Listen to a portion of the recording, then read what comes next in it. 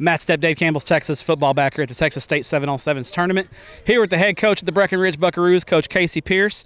Coach, your kiddos are playing in their opening game right now, so we appreciate you taking a few minutes to chat with us. Absolutely. Glad to be able to do that. All right, Coach, you're entering into year 3 at your alma mater there in Breckenridge, and this is the second full off season that you've had with your kids, being able to be in your system and know what you guys are expecting from them. How far ahead of the curve from last year to where you are this year? Because the first off season, it's kind of a wash with COVID and all the restrictions we had. The kids seem to be comfortable in what you guys want to do, right? They do. We had a really successful spring and winter. Had some success. Had a runner-up plaque brought home for the first time at the state track meet with this group of kids, and so they've seen some success. I think the buy-in into the program is where it needs to be. We just need to take that next step to be able to go and finish ball games, especially learn that early in our pre-district schedule, and then try to take that into district play. We didn't trade out any talent whenever we realigned, bringing Bowie and Iowa Park and Vernon into the district. So we got our work cut out for us, and we need to see what we can do to play more than 1 week into the postseason. First thing, get into the postseason and then play more than one round. You mentioned taking that next step, and kind of when the evolution of when you're trying to establish your program and take over a program that had a bad year the year before you got there, and the first step kind of is to get competitive and be in ball games. Last year you win some ball games, you get into the playoffs. Taking that next step and being able to compete for a district championship, get that higher seed in the playoffs, and compete for playoff wins. What do you guys need to do to take that next step? Is there anything in particular you can kind of point at? Number one, I think we've got to have a quality locker room like we did a year ago, because that allowed us to take that step and get into the postseason. But we need to be able to rejuvenate that life in that locker room and have a senior-led team, because a player-led team is going to be a more effective team. Because if coaches are having to do all the pushing and the grinding on players, it's hard to ever get over that hump. But whenever players take the ownership, you've got a shot to get it done. All right, now when you look at your ball club in 2022, what's the personality of the Buckaroos going to be? What are you guys going to hang your hat on when you take the field there in week 1? I think our foot speed and our physicality should be there. I'm looking for us to be able to play in space.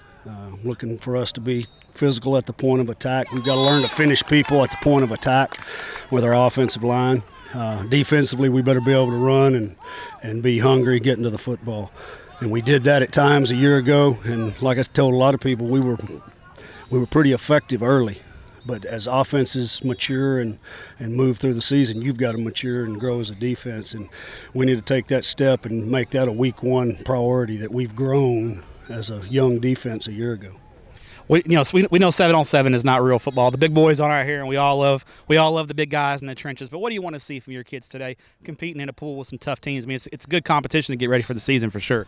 I'd like to see us be able to complete some vertical throws down the field, stretch the field vertically, and then see us communicate defensively to be able to adjust and make some adjustments at the half or in a series just to get back in a drive or to stop a drive. So if those kids will do those kind of things, we've got an opportunity to be successful today, but we've got our work cut out for us right now.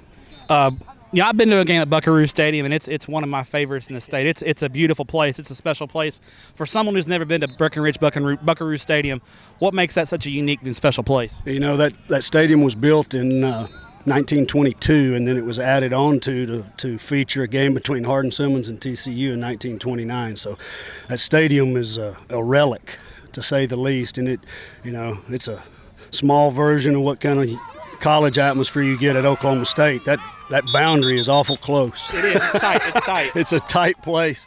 You can hear the crowds, you can hear the fans, you can also hear the boos. Oh yeah. So you're telling me when you call a bad play, you're hearing about it sometimes? Well, whenever they call you by your first name, you're home. There you go. Yeah. But now, number one, I can't believe that place was built in 1922 because you guys have taken such good care of it.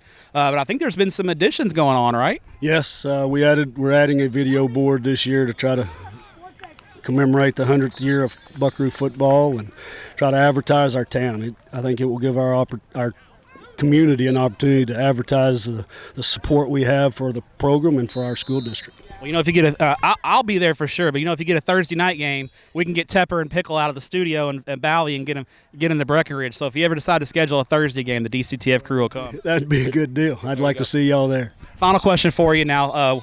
I've been to Breckenridge for a game, and I ate at Mr. Rob Durham took me to a barbecue place there in town. It was pretty good. What's your favorite recommendation for a pregame meal spot there in Breckenridge? So if he took you to Pit Stop Barbecue, I'd have to take you to Ernie's Spanish Kitchen. Okay. Okay.